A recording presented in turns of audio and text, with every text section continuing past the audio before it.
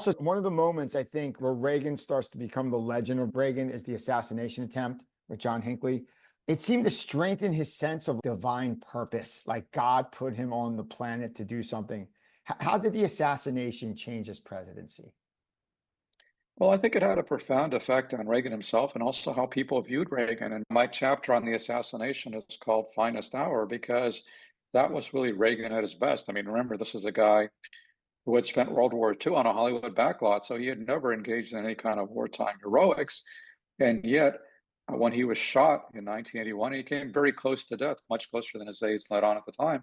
He nevertheless handled this extreme adversity with amazing composure and grace. And he was joking in the operating room with the doctor, saying, I hope you're all Republicans. He told Nancy Reagan, honey, I forgot to duck. And when people heard that, I think it really cemented this bond between Reagan and the American people that was never broken. And it certainly helped him politically as he recovered because before his shooting, the outlook for his economic agenda in Congress was very uncertain. But after his shooting, all of a sudden, the passage of Reaganomics became a foregone conclusion.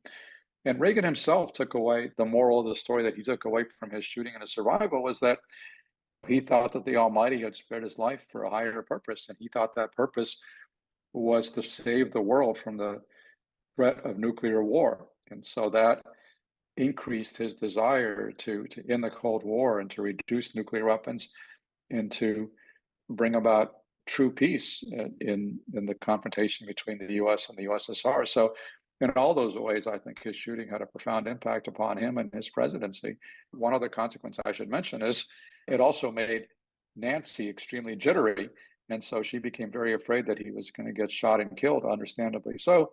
And as a result of that, she hired an astrologer, Joan Quigley of San Francisco, to do the charts for Reagan and to tell her when the optimal times for Reagan travel would be and holding events and all this other kind of stuff.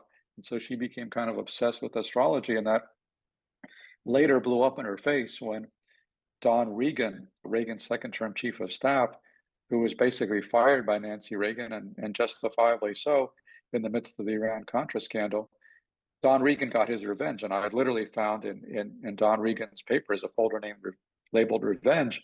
And his revenge was to publish a memoir while the Reagans were still in office, revealing Nancy's reliance on this astrologer, which basically made her into a laughingstock.